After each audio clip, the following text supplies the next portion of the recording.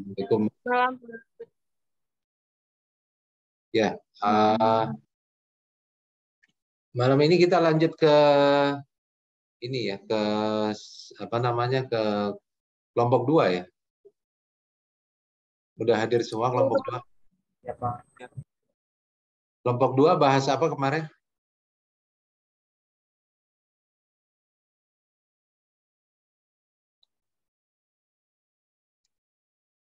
Halo?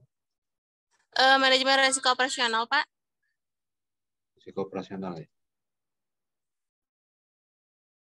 Sebentar.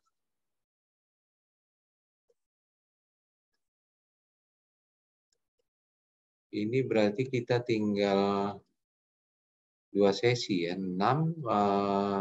Sekarang sesi keberapa sih? Sesi 6 ya. Sesi 6 minggu depan sudah review ya. Lalu minggu depan lagi UTS. Iya, betul, Pak. Ada pertanyaan dulu nggak dari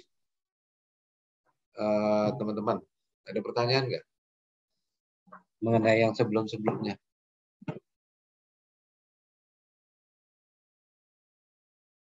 Nggak ada? Nggak ada ya? Oke. Kita lanjut aja ke sesi 2. Ini waktunya mungkin setengah jam aja. Maksimum setengah jam aja dengan tanya jawab ya. Silakan. Nanti disebutkan dulu nama ininya, anggota kelompoknya, tolong perkenalkan diri, dan semua yang presentasi ya tolong ini ya dihidupin kameranya ya. Jangan di off. Ya silakan, siapa yang ini yang akan mulai?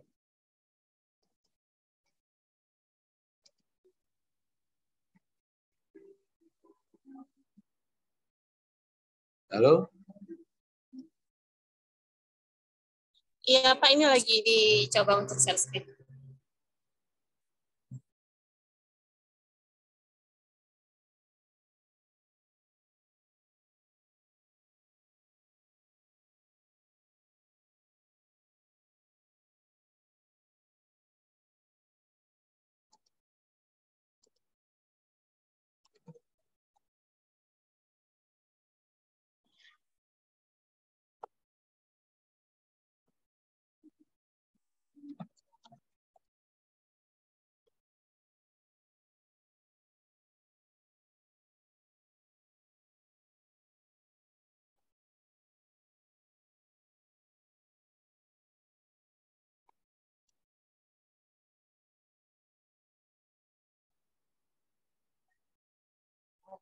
Assalamualaikum warahmatullahi wabarakatuh. Selamat malam semuanya. Waalaikumsalam ya. Waalaikumsalam. Waalaikumsalam warahmatullahi wabarakatuh. Perkenalkan, kami dari kelompok 2 akan mempresentasikan hasil diskusi kami, yaitu tentang studi kasus pada manajemen risiko operasional. Saya lagi share screen. Selanjutnya, untuk anggota kelompoknya, slide.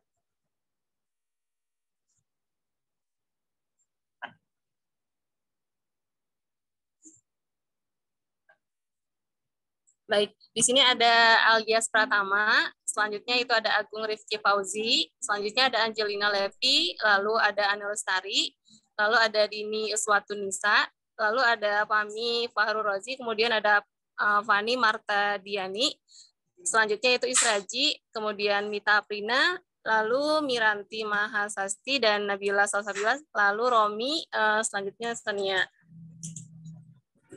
Baik, untuk slide selanjutnya yaitu tentang pengertian dari manajemen risiko akan Ya, dibacakan sebentar. oleh. Ini hadir semua?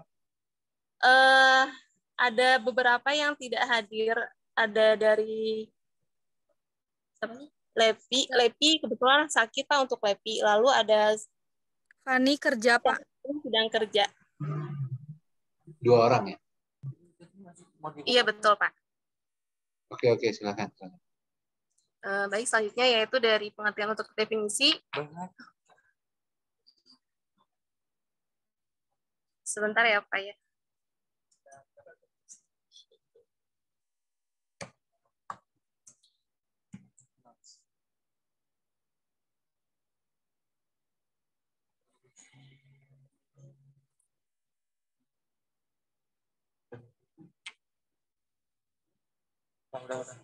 Baik, untuk slide selanjutnya yaitu definisi akan dibacakan oleh Saudari Agung. Silakan.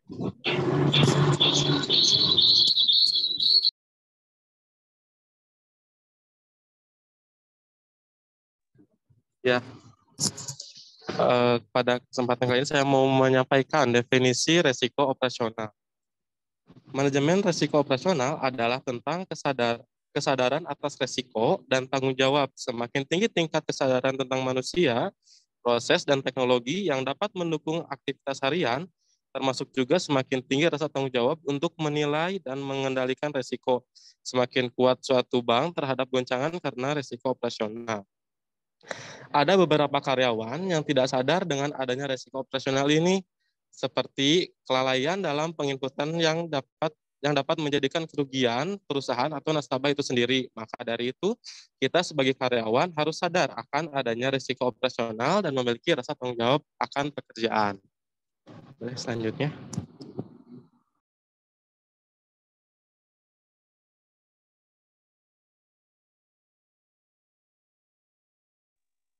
Selanjutnya saya akan membacakan materi tentang turunan dari risiko operasional. Poin pertama yaitu risiko strategi. Risiko strategi adalah risiko akibat ketidaktepatan dalam pengambilan dan atau pelaksanaan suatu keputusan strategi serta kegagalan dalam mengantisipasi perubahan lingkungan bisnis. Risiko strategi berhubungan dengan keputusan-keputusan bisnis jangka panjang seperti bisnis mana yang akan dikembangkan atau bisnis mana yang akan menjadi prioritas utama, bahkan termasuk bisnis mana yang akan menjual target akuisisi dan bisnis mana yang akan ditutup atau dijual.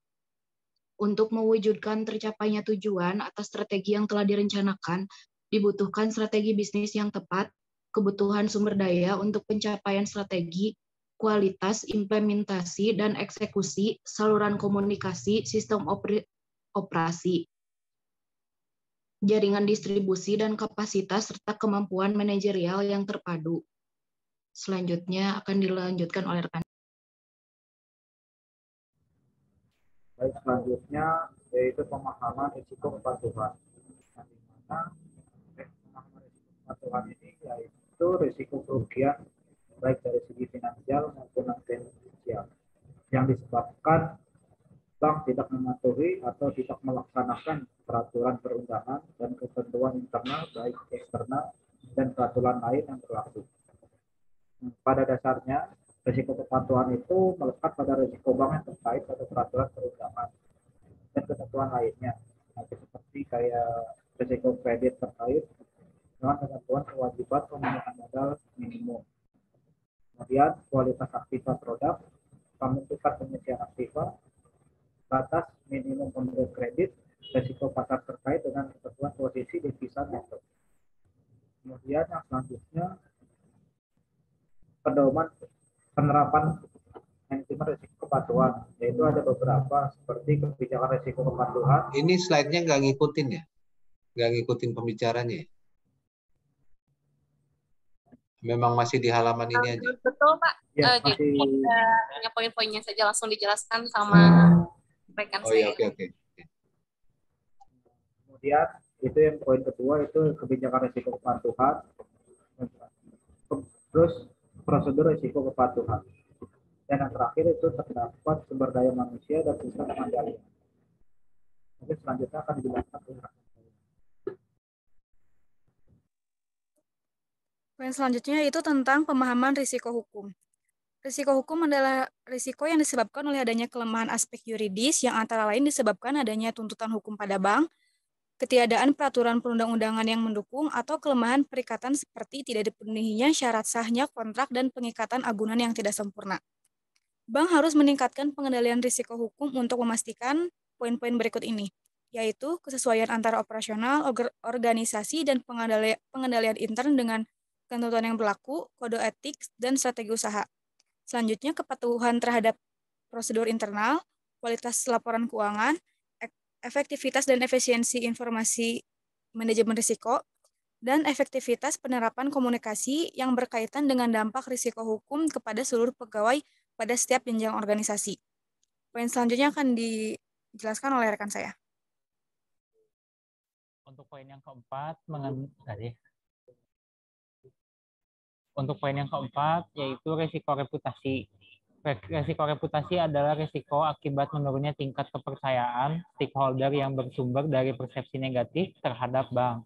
Dibagi menjadi dua, yaitu proses identifikasi, pengukuran, pemantauan, dan sistem informasi manajemen risiko reputasi, dan yang kedua pengendalian risiko reputasi. Dan untuk selanjutnya akan dibantu dijelaskan oleh rekan saya.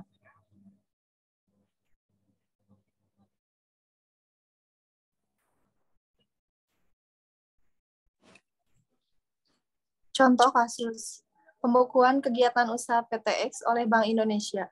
Sejak tanggal 14 Desember 2004, Bank Indonesia membekukan kegiatan usaha BKU PTX. Akibatnya, sekitar 8.000 nasabah yang tercatat di 13 kantor cabang terpaksa kerepotan mengurus dananya. Bukan hanya itu, ratusan investor publik, pemegang saham yang juga tidak jelas investasinya. Ditambah lagi bank dan pihak lain yang memiliki tagihan. Nasib ratusan karyawan pun menjadi tak menentu di tengah sulitnya lapangan kerja. Kalau mereka terkena PHK, tentu akan menambah deretan panjang pengangguran. Semua itu juga akan menambah beban pemerintah dalam memulihkan roda perekonomian, terutama sektor real. Selanjutnya akan dibacakan oleh rekan saya. Selanjutnya yaitu tentang alasan ditutupnya Bank X ini. Yang pertama yaitu terus memburuknya kondisi keuangan Bank X. Lalu Bank Indonesia memutuskan untuk membekukan kegiatan usaha pada PT Bank X tersebut. Selanjutnya yaitu pembekuan itu dilakukan karena capital adequacy ratio atau CAR-nya atau rasio kecukupan. Lalu kemudian terjadinya minus pada modal sebesar 39% dan melanggar ketentuan giro wajib minimum. Lalu kemudian Bank X ini tidak menyetorkan tambahan modal yang diminta Bank Indonesia atau BI. Bank tersebut masuk pengawasan khusus. Jadi bisa disebut dengan special surveillance unit ya pada Oktober hingga Desember 2004. Kemudian selanjutnya untuk direksi pada PT Bank X ini juga tidak menunjukkan itikat baik untuk patuh pada aturan. Bahkan dalam pengawasan BI pun dan kepolisian pun ada upaya secara sengaja dari pihak bank tersebut untuk memusnahkan dan menghilangkan. Lalu dan beberapa karyawan bank publik itu sendiri diduga telah melakukan tindak pidana perbankan dengan merusak atau menghilangkan dokumen-dokumen penting. Begitu. Selanjutnya akan dijelaskan oleh rekan saya. Masih. Bisa kita ubah.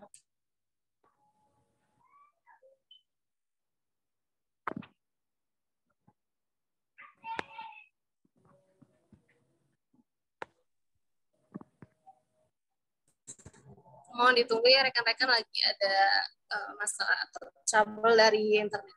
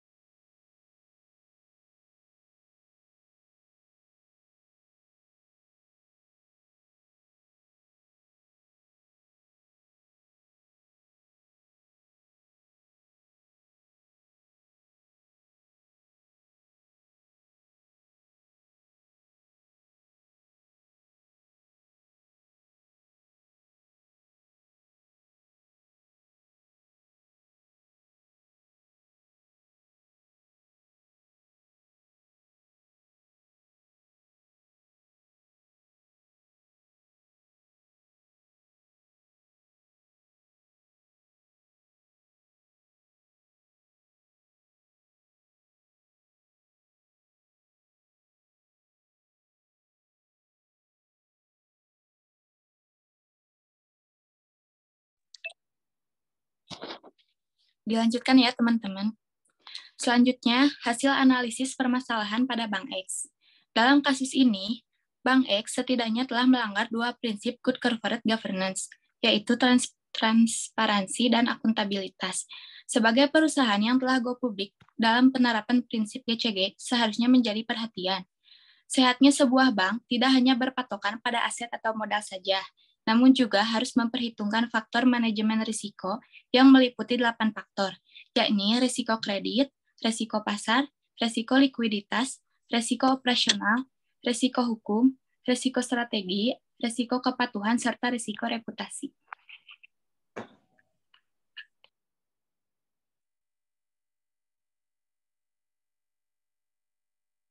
Hasil analisis permasalahan pada Bank X. Tidak sedikit para bankir yang tidak bisa mengelola manajemen risiko dengan baik, sehingga terjadi pelanggaran prinsip kehati-hatian bank. Hal terpenting dari kasus-kasus pembekuan bank adalah pembelajaran bagi pemilik maupun pengurus bank untuk bercermin diri dalam pengelolaan keuangan dan manajemen perbankan, agar tidak menyimpang dari ketentuan-ketentuan yang ada, serta diharuskan menerapkan prudential banking principle.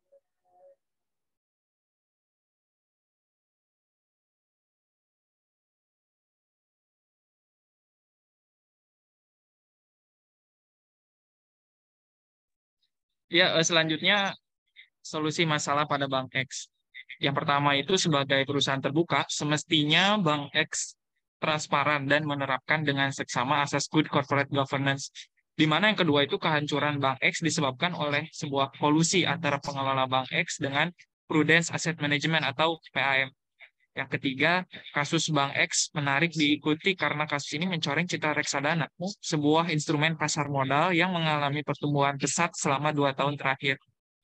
Lalu yang selanjutnya adalah kasus Bank X mencerminkan lemahnya pengawasan BI dan Bapepam, di mana keempat solusi ini merupakan solusi yang memang harus diselesaikan baik itu internal maupun eksternal, di mana internalnya sendiri solusi yang harus dilakukan oleh pihak internal, di mana memperbaiki komunikasi dan juga kecurangan-kecurangan yang telah dilakukan. Lalu di mana untuk eksternalnya sendiri pengawasan dari Bank Indonesia dan Bapepam itu harus lebih diketatkan kembali agar tidak terjadi masalah seperti Bank X ini. Jadi perlu adanya solusi dari kedua belah pihak, antara pihak internal dari perusahaan Bank X sendiri atau pihak eksternal dari seperti contohnya BI dan Bapepam. Seperti itu.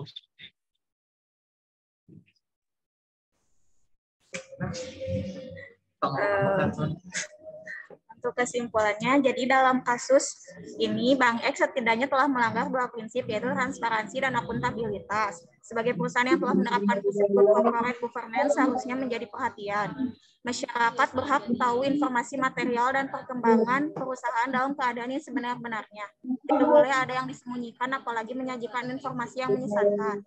Bagusnya pengelolaan manajemen perbankan, kelemahan struktural dalam pengelolaan usaha bank sebagai lembaga kepercayaan.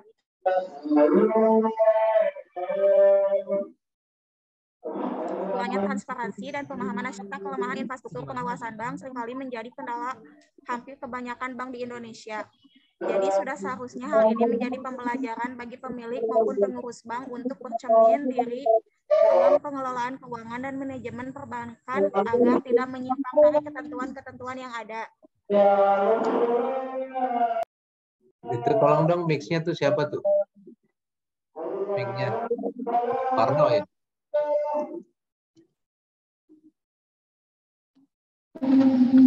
Ya, saran untuk Bank X dari kelompok kita, ada nasabah agar tidak gegabah dan senantiasa berhati-hati jika ingin menempatkan dananya pada lembaga perbankan maupun lembaga keuangan lainnya.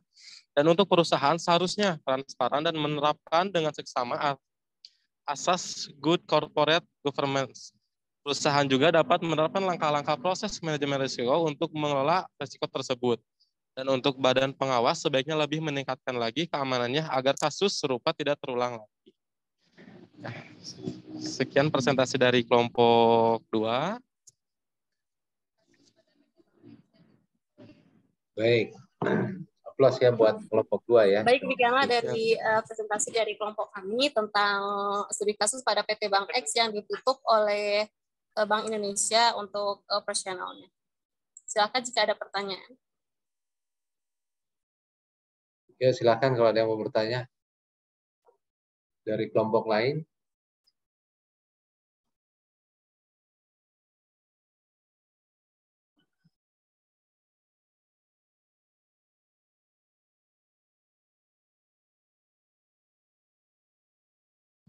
Ada pertanyaan?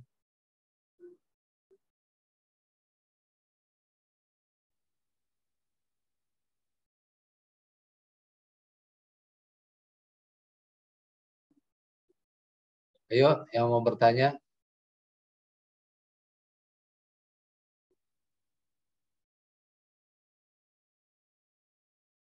Nggak ada?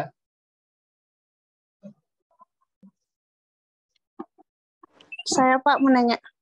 Iya, silakan. Dari siapa? Dihidupin kameranya. Dari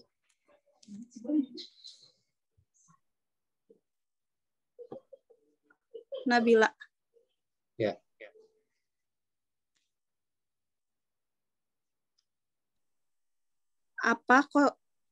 Apa konsekuensinya apabila perusahaan tidak melakukan manajemen risiko?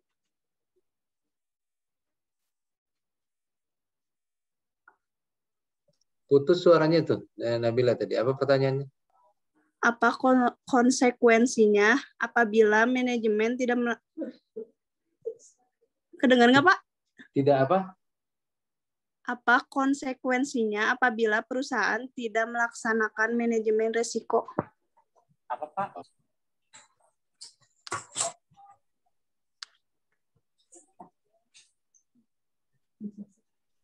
Kedengar nggak teman-teman? Kedengaran teh maksudnya apa?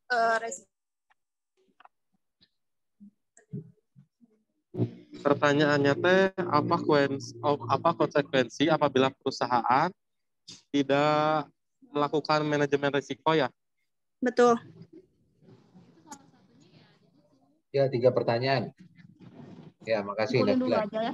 Yang lain ya, dari siapa?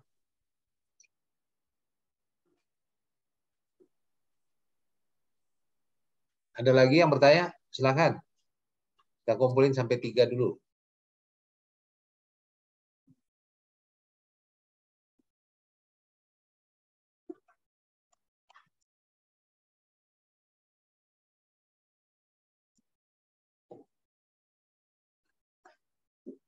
Kalau belum ada yang tanya, dijawab dulu aja, silakan. Dari kelompok 2.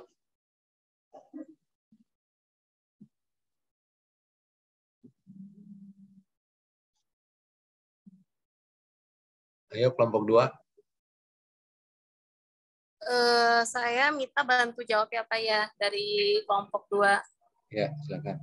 Untuk konsekuensi saya sendiri, jika di PT Bank X ini pastinya ditutup ya untuk Bank X. Kalau misalkan untuk yang di maksudnya untuk yang di perusahaan yang lain, tentu saja ketika sebuah perusahaan yang menghadapi permasalahan yang mengancam, mereka tidak memiliki persiapan yang memadai untuk mengatasinya, maka manajemen risiko difungsikan agar kita menganalisis apa saja risiko yang bisa terjadi di kemudian hari, dan untuk mendapatkan beberapa alternatif yang efektif untuk mengatasinya sehingga efek dari munculnya permasalahan itu bisa ditekankan kerugian. Begitu.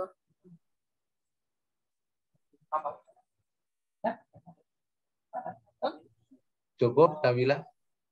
Ini ada tambahan Pak dari rekan saya. Iya Pak, tambahan juga. Ini kalau misalkan memang kita merujuk ke teori apa ya, apabila tidak dilaksanakan manajemennya untuk dari segi risiko operasionalnya, ada beberapa dampak. Jadi seperti contoh kejadian kerugian secara finansial langsungnya itu seperti berkurangnya nilai aset, lalu selanjutnya hilangnya hak kepemilikan, tadi sebelumnya sudah dijelaskan, lalu selanjutnya kayak ada ganti rugi, ada juga keputusan kewajiban hukum karena adanya kecurangan, jadi juga akan memperlibatkan ke badan hukum. Lalu selanjutnya juga kerusakan pada aktiva, di mana aktiva sendiri penggunaan langsung pada nilai aset fisik, termasuk sertifikat-sertifikat karena suatu keadaan darurat, bencana alam, atau kecelakaan. Mungkin kalau di sini kasusnya lebih ke kerugian yang diakibatkan oleh pihak internal banknya sendiri. Lalu selanjutnya kalau misalkan kejadian secara tidak langsungnya, kerugian finansialnya itu berupa menurunnya citra bank di mata masyarakat karena pemberitaan bernada negatif. Lalu selanjutnya adalah offline yang cukup lama dan sering. Mungkin seperti itu, Pak. Ya, ya terima kasih, Aldias. Cukup, Nabila? Cukup, Pak. Terima Ya. kasih. Saya tambahkan sedikit ya. Tadi yang ditanya itu benar, itu dari Aldias juga tambahannya bagus. Konsekuensinya memang seperti itu tuh. Kan tadi pertanyaan konsekuensinya. Kemungkinan nanti ada terjadi kerugian secara finansial atau kerusakan aset dan lain-lain ya kalau tidak dilakukan mitigasi melalui manajemen risiko. Nah, mengapa kita perlu manajemen risiko? Memang sebetulnya karena tadi yang disebutkan ada 8 risiko yang dihadapi bank ya, antara lain yang diukur. Dan dengan aturan Basel itu sebetulnya bank itu diminta mencadangkan modal. Jadi kalau terjadi risiko, jadi setiap risiko itu dimitigasi, kalaupun terjadi kerugian, bank itu memiliki modal yang cukup untuk mengcover kerugian tersebut. Itu kira-kira tambahan dari saya ya. Ayo, ada yang mau tanya lagi? Silakan yang mau bertanya lagi.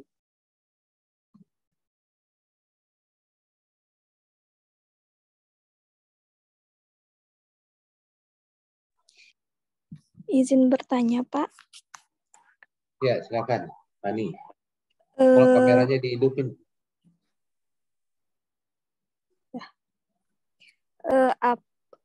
Apa pengertian dari prinsip GCG yang tadi dan berikan gitu contohnya apa? Udah sih Pak, cukup. Ya, silakan dijawab. Kelompok 2.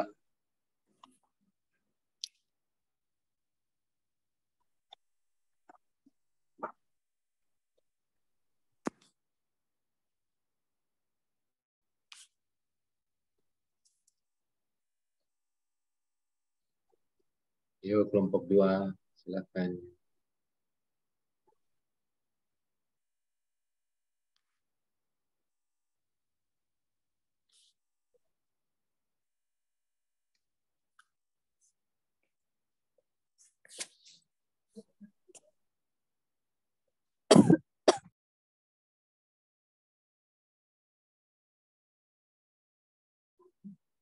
Ayo kelompok 2, silakan.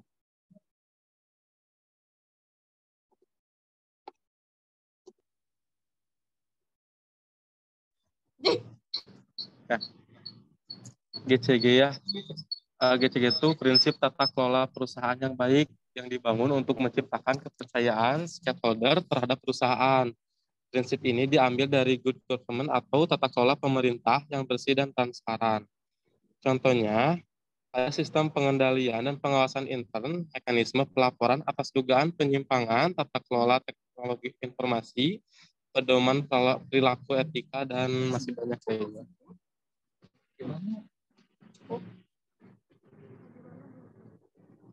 Cukup teh untuk jawabannya? Ya, udah cukup. Makasih ya. Ya. Ya, saya tambahin sedikit. GCG itu sebetulnya adalah untuk terkait dengan bank, itu adalah salah satu terkait dengan ukuran kesehatan. Jadi selain dari 8 risiko yang diukur untuk kesehatan bank, itu juga termasuk GCG, Good Corporate Governance. Good Corporate Governance itu mengatur hubungan antara para stakeholders dari bank, mulai dari pemegang saham dengan direksi, dengan karyawan, lalu dengan nasabah, begitu ya, itu tata kelola. Jadi kalau perusahaan terbuka itu atau bank juga itu diminta sebetulnya secara terbuka menggambarkan bagaimana peran dan akuntabilitas masing-masing. Jadi ada pemisahan fungsi yang jelas dari fungsi dan peran dari masing-masing stakeholder dari bank itu. Gitu. Jadi termasuk dalam kesehatan bank, tapi sebetulnya bukan termasuk dalam poin 8 risiko. 8 risiko. Jadi kalau di dalam kesehatan bank itu ada kalau dulu ada Camel, sekarang tuh ada GERC itu ya, good corporate governance, lalu earning, ada rentabilitas gitu, dan ada apa namanya capital, risk juga, dengan 8 risiko dan good corporate governance. Jadi sebetulnya itu termasuk dalam kesehatan bank, tapi bukan termasuk dalam kategori 8 jenis risiko yang diukur. Itu tambahan dari saya. Ada pertanyaan lagi dari kelompok lain? Pak, maaf sebelumnya. Ya. Kalau kan tadi yang GCG itu, ya. Kenapa bank harus menerapkan prinsip itu, Pak? Oh, betulnya good corporate governance itu selayaknya itu diterapkan di seluruh korporasi. Selayaknya diterapkan di seluruh korporasi. Sebetulnya bukan cuma bank. Dalam case ini itu memang seperti yang tadi ya disebut, dalam case ini kan disebut tuh. Sebetulnya ada kolusi antara pemegang saham dengan manajemen. Jadi fungsi-fungsi dari si pemegang bukan pemegang saham ya, antara komisaris gitu ya, antara pemilik dengan manajemen. Jadi fungsi-fungsi itu tidak terlaksana. Dan sebagai perusahaan yang sangat diatur, sebetulnya fungsi-fungsi itu wajib dilaksanakan. Ini kan berarti tidak dilaksanakan. Tidak dilaksanakan dan pada akhirnya terjadilah risiko kebocoran seperti ini. Gitu. Jadi fungsi-fungsi itu harus dilaksanakan. Kalau di perbankan wajib, karena dia perusahaan yang risikonya sistemik gitu. Kalau tidak dilaksanakan, nanti fungsi-fungsinya tidak berjalan dengan baik dan bisa terjadi kolusi antara unit-unit yang dan tidak akuntabel, sehingga akhirnya risiko itu muncul. Jadi ini salah satu cara untuk mengatur tata kelola. Sederhananya gini, kalau kita punya bisnis, bukan bank aja ya, kalau kita punya bisnis, kalau kita tidak memisahkan, biasanya bisnis keluarga nih, bisnis keluarga antara pemilik dan yang pengelola orangnya sama, keluarga-keluarga itu juga, dan itu resikonya lebih besar dibanding dibanding bisnis walaupun dia keluarga, tapi membuat tata kelola, ini yang menjadi direktur, ini yang menjadi sisi komisaris. Direktur itu harus bertanggung jawab kepada komisaris gitu. Fungsinya dilaksanakan. Kalau semuanya berjalan karena dia keluarga, fungsi-fungsinya tidak jelas, dan pada akhirnya jadi dalam jangka panjang perusahaan itu biasanya tidak berjalan dengan baik. Kenapa? Karena tidak akuntabel. Jadi misalnya harusnya pembagian keuntungan sekian persen karena pemiliknya orangnya yang sama dengan manajemen, akhirnya seluruhnya diambil, sehingga dalam pelaksanaan untuk jangka panjangnya itu perusahaan itu kurang bagus gitu ya, dan bisa terjadi risiko. Oh iya, ya Pak, makasih. Ya, saya rasa cukup ya pertanyaannya. Ini saya yang mau tanya sekarang, gantian saya mau tanya. Ini kan tadi kita pembahasan, sebetulnya ini kasusnya Bank Senturi kan, Senturi ya, real case. Ini kan real case gitu ya. Bank BRI Pak. BRI itu tadi ditutup katanya. Bank BRI.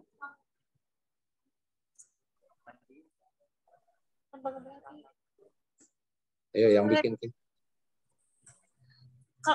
PT Bank Global. Bank Global. Iya, Global Pak. Nah ini kan kita tadi pembahasannya risiko operasional, ya kan, topiknya kan tadi risiko operasional. Nah ini risiko operasionalnya yang mana? Risiko operasional itu kan tadi bisa karena proses intern, bisa karena sistem, bisa karena manusia, bisa karena faktor eksternal gitu ya. Tadi kan disebutin tuh. Nah ini risiko operasionalnya yang mana? Munculnya masalah ini risiko operasionalnya yang mana? Terus jadi tadi hampir semua manajemen risiko disebutin tuh. Gitu kan, semua risiko disebutin semua, risiko hukum, risiko, tapi saya nggak baca juga tuh hukumnya di mana kasusnya dalam kasus ini gitu ya. Resiko hukum kan kita baru mau belajar malam ini. Jadi tadi kalau saya baca tuh semua resiko dimunculin tuh. Cuma padahal topiknya kan resiko operasional. Nah, yang saya pengen tahu sebetulnya kalau menurut kelompok 2, resiko operasionalnya yang mana gitu. Kalau memang ini. Ingat kalau resiko operasional itu kan bisa disebabkan oleh proses intern, bisa oleh sistem, bisa oleh manusianya, bisa oleh faktor eksternal seperti bencana alam. Lalu turunan dari resiko operasional sendiri kan ada risiko kebijakan, ada risiko hukum. Nah, ini sebetulnya risiko operasionalnya yang mana? Itu yang saya tanya. Kenapa bisa muncul hal seperti ini gitu?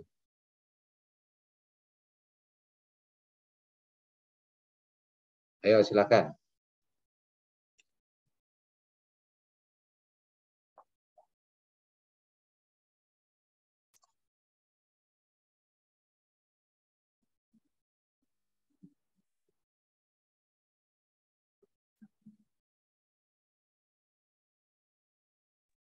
Izin menjawab, Pak.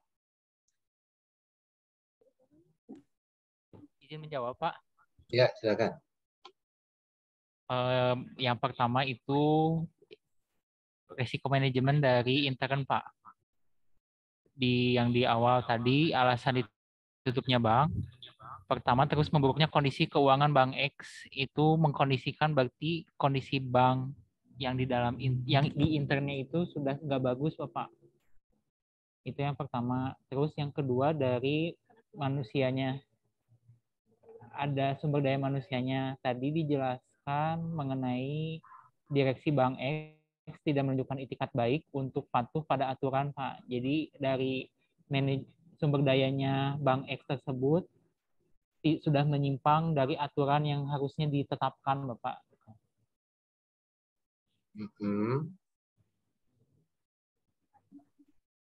Kalau untuk reputasi sendiri, resiko reputasi yang akhirnya banyak ditinggalkan, Pak, oleh nasabah-nasabahnya dari Bank X ini yang menimbulkan kerugian bagi negara. Ya, jadi gini, maksud saya cuma mau menyampaikan gini, supaya fokus sama judul gitu ya, sama topik. Kan kalau memang kita mengacu ke risiko operasional, jangan semua risiko dibacain gitu. Memang muncul semua risiko ada. Semua risiko ada sebetulnya. Cuma tolong dipahami juga topiknya risiko operasional kan kemarin. Nah, kan diminta contoh gitu, risiko operasionalnya yang mana. Jadi case ini kalau dibilang risiko hukum muncul itu sesudah operasionalnya kan. Maksud saya, kalaupun dia ada tuntutan hukum, ada ini, itu kan setelah dia mengalami kerugian kan gitu ya. Setelah dia mengalami kerugian, risiko-risiko berikutnya tuh muncul. Nah, yang kalau memang ini mau dikaitkan dengan operasional, itu yang saya tanya tadi, sisi operasionalnya di mana kesalahan dia gitu. Kalau misalnya, oh ternyata dia kerugian, itu efeknya memang. Itu efeknya dia rugi. Gitu. Tapi apa yang menyebabkan dia rugi kan mestinya diungkap gitu ya. Apa yang menyebabkan dia rugi? Saya nggak tahu juga case ini, masukan aja. Cuman saya nggak tahu juga case-nya bank ini gitu. Kalau di bank apa yang satu lagi yang tadi saya bilang tuh yang mirip case-nya kayak begini tuh banknya ditutup, memang ada apa namanya penggunaan dana nasabah untuk pembelian surat berharga, gitu ya. Nah itu kan berarti kan itu bisa karena memang manusianya, gitu ya. Memang karena dari sisi manusianya atau memang dari proses internal dia yang nggak benar gitu ya. Maksudnya di dalam proses internal itu kan harus ada prosedur, ada aturan. Misalnya dana yang dihimpun itu harusnya disalurkan untuk kredit sebagai bank gitu ya, bukan untuk pembelian surat berharga. Jadi bisa langsung merujuk ke poinnya gitu. Poin permasalahannya itu kalau memang di operasional yang mana? Kalau menurut saya sih sebetulnya ada dua tuh, satu di proses intern dia, kedua itu masalah di manusianya ya. Lalu baru memang kalau mau dikaitkan sama risiko yang lain juga muncul, ada risiko hukum, ada risiko itu konsekuensi berikutnya gitu. Risiko kebijakan juga bisa. Jadi kebijakan dari perusahaannya sendiri sebetulnya menyimpang dari ketentuan yang mereka susun sendiri. Ya itu tambahan dari saya. Silakan, ada yang mau tanya lagi?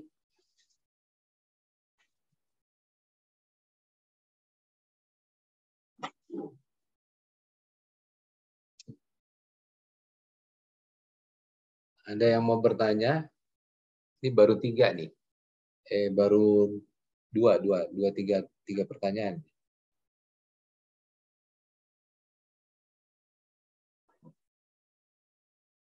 Oke, terima kasih sama kelompok 2. Kalau nggak ada pertanyaan lagi ya, terima kasih. Selamat, presentasinya ini bagus, cuma masukan saya itu aja.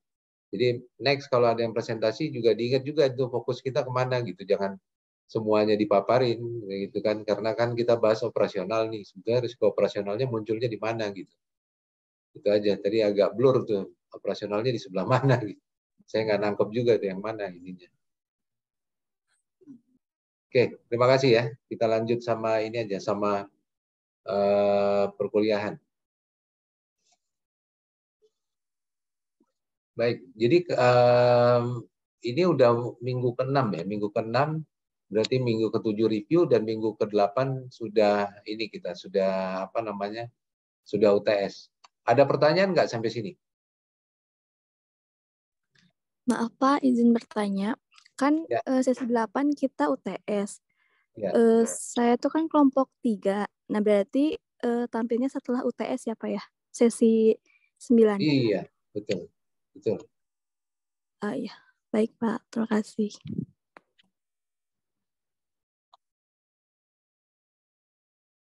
Betul. Mengenai perkuliahan ada pertanyaan nggak? Paling untuk kisi-kisi UTS nanti di review mungkin ya Pak ya. Di review nanti di minggu depan. Oh iya, baik, siapa? Minggu depan. Minggu depan itu udah week 7, benar? Iya. Tapi minggu depan daring ya Pak ya maksudnya, atau gimana? Soalnya kan sesi video. Minggu depan tuh online atau ini ya?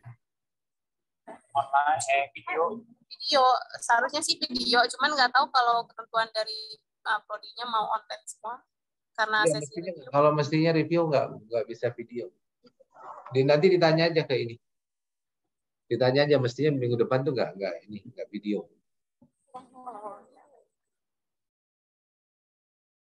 Oke, kalau perubahan kurs, ada yang bisa jawab. Itu resiko apa? Resiko pasar, Pak. Ya, betul. Siapa yang jawab tadi? Sonia, Pak. Dari kelompok 2. Oh iya.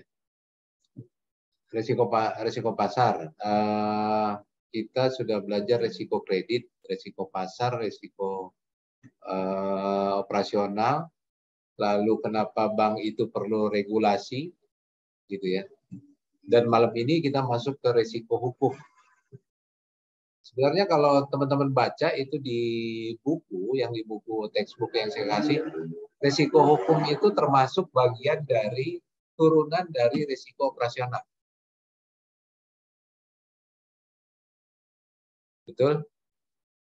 Turunan dari resiko operasional, ada di resiko lain-lain tuh. Jadinya termasuk resiko reputasi, resiko apa namanya, termasuk resiko hukum gitu ya. Itu udah termasuk juga ada di risiko operasional. Nah, saya share materi yang minggu ini ya.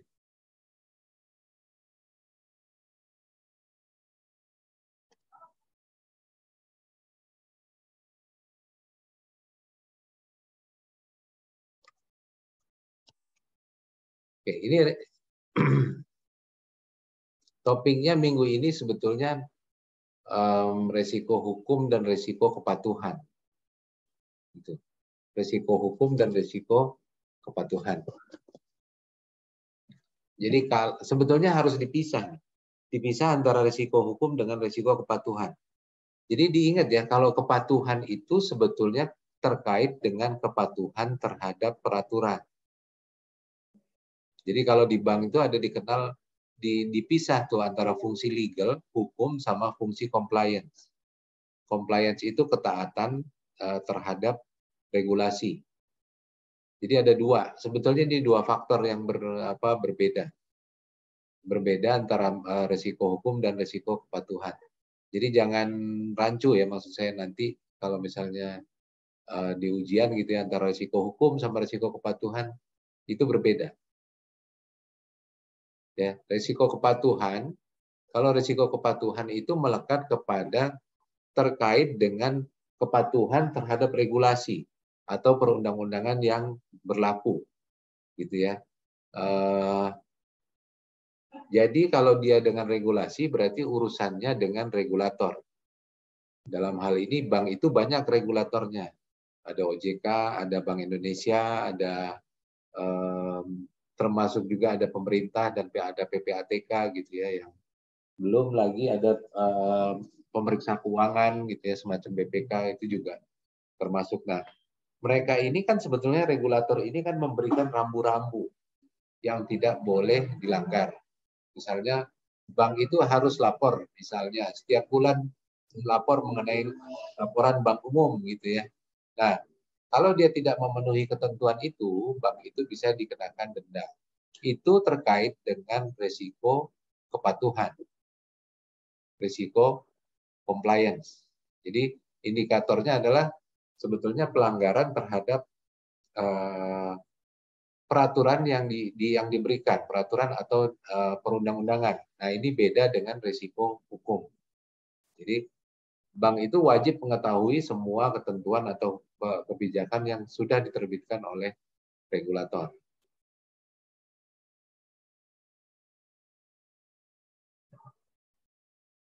Nah, sementara di lain sisi, risiko hukum adalah akibat tuntutan hukum. Karena apa? Karena kelemahan aspek yuridis yang dialami oleh perusahaan. Jadi bukan karena regulasi, tapi karena adanya tuntutan hukum gitu ya, dan atau kelemahan dari aspek yuridis. Nah, seperti case tadi yang dibacakan kelompok 2, sebetulnya ada risiko hukum, tapi di case tadi nggak muncul tuh penjelasan mengenai risiko hukum apa gitu yang muncul di dalam case Bank X tadi. Apakah dia mengalami tuntutan hukum gitu ya, atau dari nasabah, atau dia mengalami tuntutan hukum apa, atau dia memiliki kelemahan aspek yuridis apa gitu ya, dan berapa kerugiannya juga tadi kan nggak disebut. Jadi tolong bedakan risiko hukum sama risiko kepatuhan. Dan sebetulnya juga ini sebetulnya salah satu turunan dari risiko operasional. Nah, ini sumber-sumbernya. Sumber-sumbernya litigasinya seperti ini. Jadi yang perlu diperhatikan sebetulnya kalau kita terkait risiko operasional, penanganannya itu kan selalu melihat dari dua sisi. Seberapa besar frekuensinya, gitu ya, kemungkinannya untuk muncul, seberapa besar frekuensinya, dan seberapa besar kerugiannya. Jadi bisa jadi sesudah di matriks ada resiko yang frekuensinya sering tapi kerugiannya kecil, atau ada risiko yang frekuensinya sedikit gitu ya tapi kerugiannya besar. Nah, itu yang litigasinya adalah ini untuk risiko hukum. Satu, besarnya nominal tuntutan atau gugatan. Ya. Yang kedua, besarnya kerugian oleh perusahaan karena putusan pengadilan. Jadi berapa nominal tuntutannya, berapa kerugian yang dialami perusahaan, dasar dari gugatannya, ini litigasinya.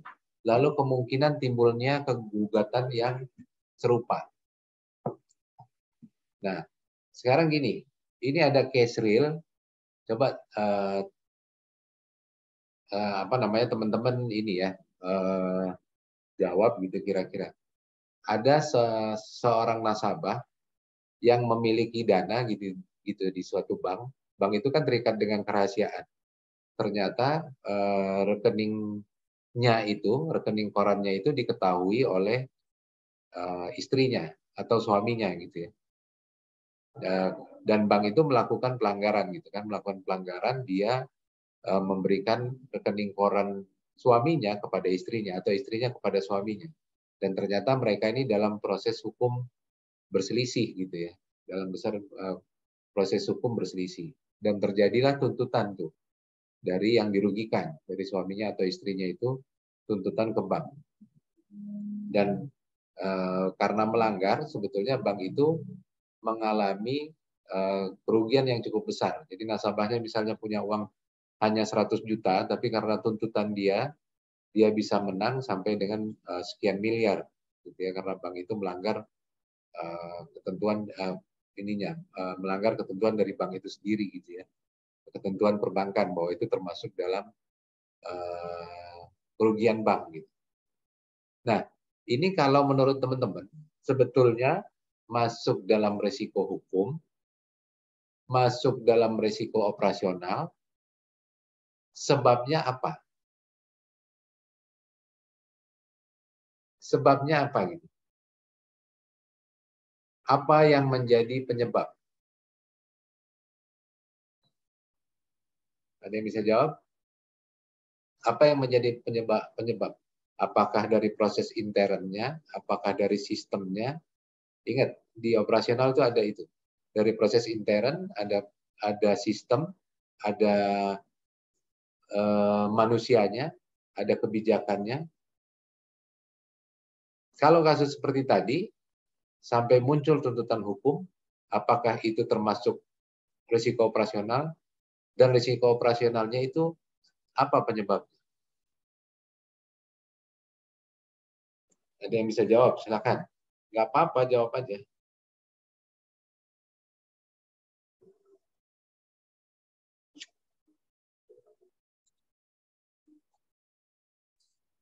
Bantu jawab ya, Pak. Ya.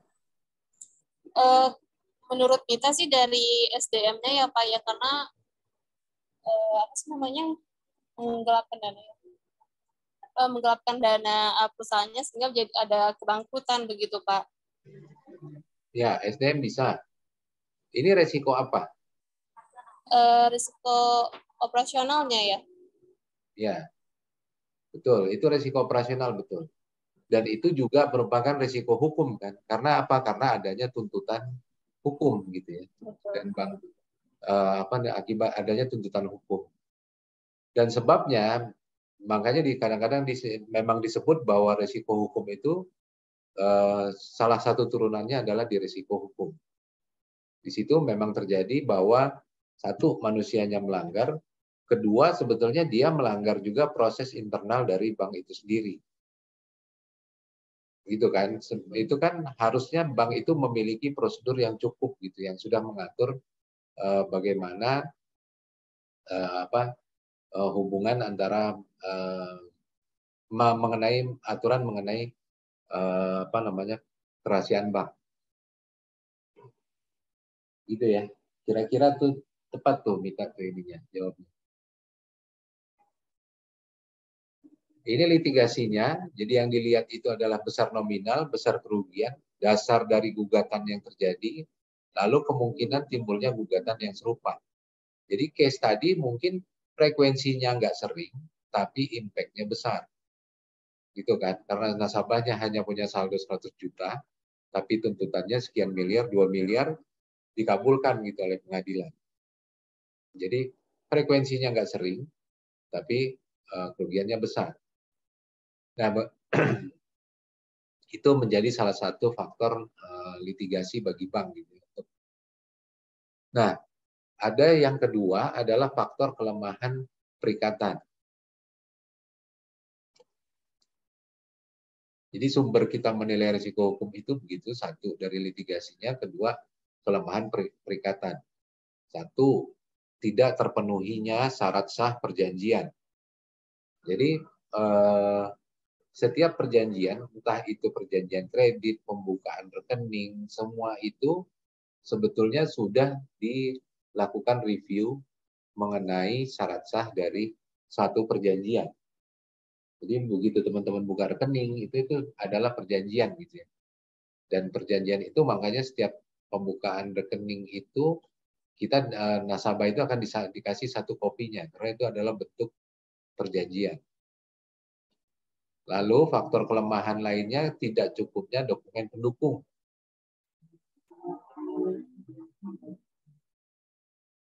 terkait perjanjian. Misalnya apa? Dokumen pendukungnya apa? Misalnya adalah fotokopi KTP.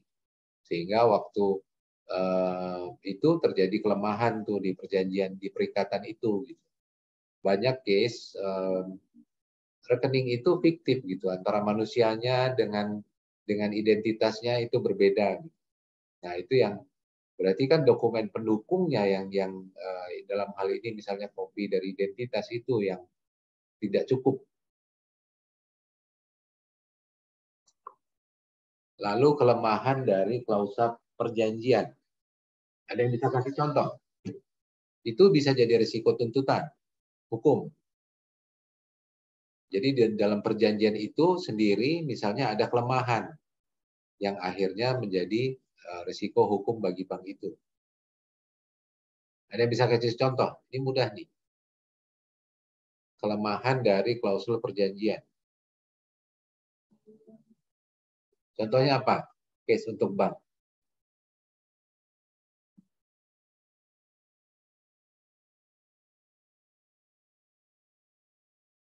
Ada yang berani jawab?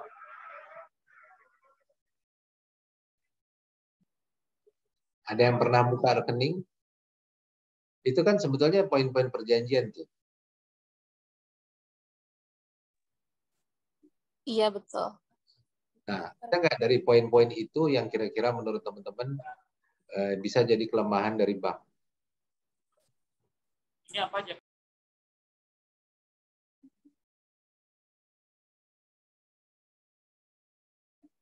Ada nggak yang bisa jadi kelemahan? Silakan. Contoh sederhananya gini deh. Bank itu sebetulnya tidak diperbolehkan, ada aturan OJK-nya untuk memasarkan secara langsung gitu ya. Secara langsung penawaran dari produk gitu ya. Itu ada undang-undang perlindungan konsumen. Nah, waktu teman-teman buka rekening itu biasanya ada poin yang mesti di tick mark gitu kan, mesti dikasih centang gitu. Kalau saya setuju untuk mendapat informasi promosi dari bank. Nah, kalau teman-teman waktu itu nggak tick mark dan tiba-tiba dapat penawaran, itu bisa jadi kelemahan dari klausul perjanjian itu sendiri. Perjanjian pembukaan rekening. Bisa jadi faktor tuntutan, bisa jadi faktor dari risiko hukum. Gitu ya. Kalau dulu kita bilang kita tidak setuju, kita setuju untuk diberikan penawaran oleh bank gitu. Kalau kita nggak pernah contreng itu gitu, dan suatu saat ada penawaran dari bank, maka banknya bisa terkena faktor risiko hukum.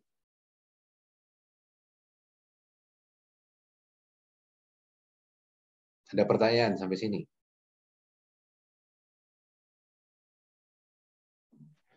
Bapak, maaf mau nanya. Ya, silakan. Ya, Pak, kalau misalkan kan dulu tuh pernah kena tipu tuh Pak, maksudnya pernah ikut transfer waktu mau nyari kerja dulu. Nah, terus iya, jadi transfer gitu kan Pak, nominalnya tuh lumayan gitu. Terus saya tuh udah transfer. Nah, terus katanya tuh bisa Mbak langsung aja datang ke bank, nanti bisa diajuin nomor rekening yang kita transfer itu, katanya bisa dilacak tuh kalau misalkan dananya masih ada di situ, nanti bisa dikembalikan gitu Pak katanya. Nah makanya salah transfer atau gimana? Bukan Pak, jadi kayak kasus penipuan gitu Pak.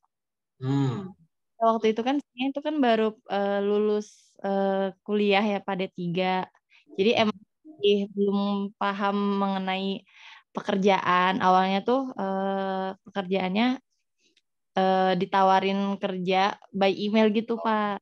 Sistemnya tuh lewat pihak ketiga pakai kayak travel kayak gitu. Terus transfer lah. Nah terus katanya tuh bisa datang ke bank buat buat dilacak tuh uang kita tuh masih ada di rekening itu atau enggak. Nah, terus kan kita datang ke bank tuh Pak, terus katanya tuh, dan benar itu dibantu dicek tuh Pak sama orang banknya.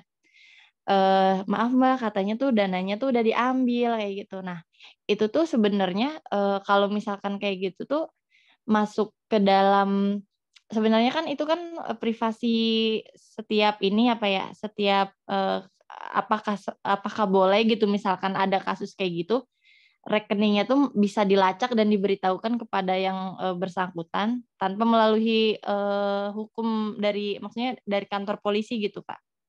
Ya, baik. Ini pertanyaannya bagus nih. Bagus. Memang seperti itu. Risikonya risiko apa tuh? Risiko operasional, human error, ya kan?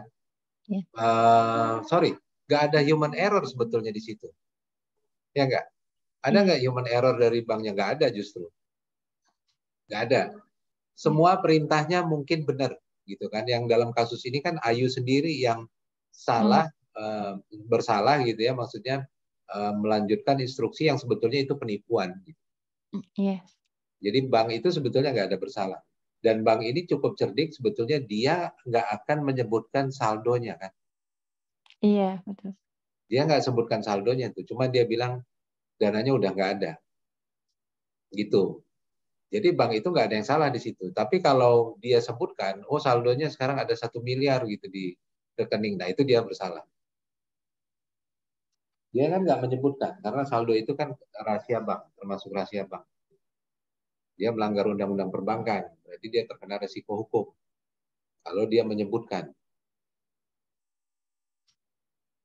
Itu kira-kira penjelasan saya. Memang kasusnya itu penipuan. Nah, kalau penipuan lain lagi. Ini bukan banknya yang bersalah, tapi si penipunya. Gitu ya. Dan itu tindak lanjutnya sebetulnya dengan kepolisian. Okay. Bank itu bisa memblokir 1 kali 24 jam. Cuma bisa 1 kali 24 jam. Jadi kalau teman-teman ada terkena penipuan seperti itu, bilang sama banknya tolong diblokir dulu. Tapi harus ditindaklanjuti dengan laporan kepolisian. Jadi dalam 1 kali 24 jam masih bisa diblokir, tapi harus ditindaklanjut dengan laporan kepolisian. Kalau tidak ada laporan kepolisian, bank wajib membuka. Wajib membuka karena nggak ada ininya. Nggak ada faktor ininya ya, maksudnya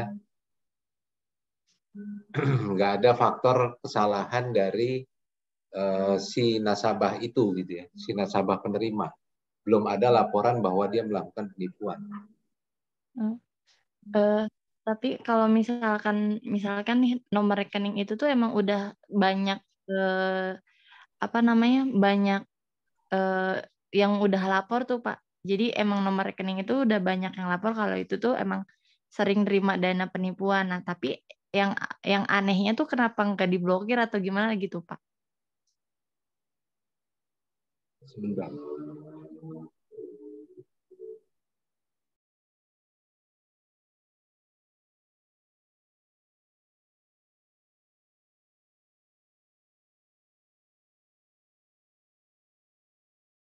Gimana yang anehnya gimana? Iya Pak, jadi nomor rekening yang Ayu transfer itu ternyata bukan kasus Ayu yang pertama gitu. Banyak yang juga lapor kalau nomor rekening itu tuh. Itu yang harus tindak lanjut sebetulnya Ayu. Jadi banknya itu kalau nggak diminta untuk diblokir, dia nggak akan blokir. Karena nggak ada kesalahan di situ. Oke, jadi kalau misalkan lewat jalur hukum ya Pak? Iya, lewat jalur hukum. Jadi si banknya itu harus dibilang gitu kan, ini saya ada rekening penipuan, kemungkinan saya korban penipuan, bank itu bisa memblokir 1 kali 24 jam. Dan itu harus ditindaklanjut dengan laporan kepolisian dari Ayu sendiri. Gitu ya. Nanti kalau ini nanti dia buka, kalau dia nggak ada laporan kepolisian, itu akan dibuka rekeningnya. Oke, ya, makasih ya Pak. Ya. Jadi diingat juga ya teman-teman bahwa bank jangan sampai ada kesalahan tadi seperti kesalahan transfer, kesalahan ini karena bank itu tidak berwenang untuk mendebet lagi. Misalnya gini, kasus seperti Ayu tadi taruhlah itu bukan penipuan gitu ya. Bukan penipuan. Ayu transfer ke rekening seseorang di bank lain gitu. Dan lalu diklaim bahwa itu salah perintah transfer. Itu bank nggak bisa mendebet lagi ke uang itu ke penerima tanpa persetujuan dari penerimanya. Gitu ya. Hati-hatinya begitu. Jadi tanpa persetujuan dari penerimanya. Kalau Ayu minta kembalikan, tadi misalnya kasus Ayu tadi, Ayu bilang, oh saya tak salah transfer, bukan penipuan itu, tapi saya salah transfer. Seharusnya ke rekening si B, saya transfer ke rekening si A. Saya minta dikembalikan. Nah, bank itu nggak bisa mengembalikan, mendebet lagi sebelum ada persetujuan dari si A. Karena semua perintah yang diterimanya benar, tujuannya untuk si A.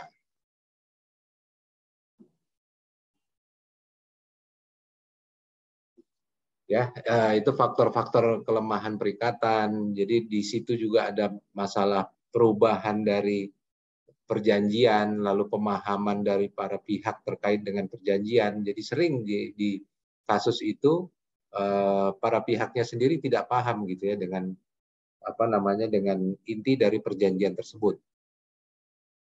Lalu penggunaan pilihan hukum atas perjanjian, misalnya diperjanjikannya kalau terjadi urusan permasalahan hukum maka diselesaikan dengan secara di pengadilan negeri apa gitu, di kota mana gitu, itu penggunaan pilihan hukumnya.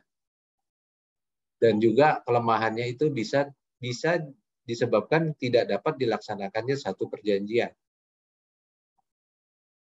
Jadi karena kadang-kadang perintah nasabahnya sendiri, bank berusaha melaksanakan, tapi perjanjian itu tidak dapat dilaksanakan karena perjanjian dari nasabah sendiri. Itu faktor-faktor kelemahan dari perikatannya. Oke. Lalu ada faktor juga karena ada perubahan atau ketiadaan undang-undang, gitu ya. Jadi undang-undangnya sendiri belum mengatur mengenai permasalahan itu. Itu juga berisiko bisa menjadi faktor litigasi dari risiko hukum. Nah, ini manajemen risikonya seperti apa? Sebetulnya hampir semua manajemen risiko akan melibatkan pengawasan aktif dari Dewan Komisaris, memiliki kebijakan dan prosedur. Jadi kebijakan dan prosedur itu wajib dimiliki oleh bank untuk setiap aktivitas dari bank itu. Karena kebijakan prosedur ini yang akan digunakan sebagai salah satu bahan dari pertimbangan hukum. Lalu kecukupan proses identifikasi, pengukuran pemantauan dan pengendalian tadi seperti tadi saya sebutkan, seperti di risiko operasional itu ada pembatasan mengenai frekuensi, ada pembatasan mengenai nilai dari kerugian gitu ya. Apakah nilainya besar atau kecil. Juga apakah bank itu memiliki sistem pengendalian intern untuk mengendalikan risiko-risiko atau transaksi-transaksi yang dinilai berisiko baik dari sisi hukum maupun dari sisi kepatuhan operasional dan lain-lain. Nah, ini kepatuhan. Kepatuhan ini akibat tidak mematuhi ketentuan yang berlaku. Jadi berbeda ya sebetulnya dengan risiko hukum. Risiko hukum karena ada tuntutan hukum. Tapi kepatuhan karena tidak mematuhi ketentuan yang undang-undang yang berlaku.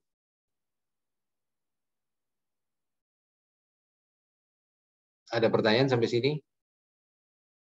Ini mohon maaf saya karena masih ada meeting lagi, jadi mungkin saya tambahkan di minggu depan di video secara online gitu ya.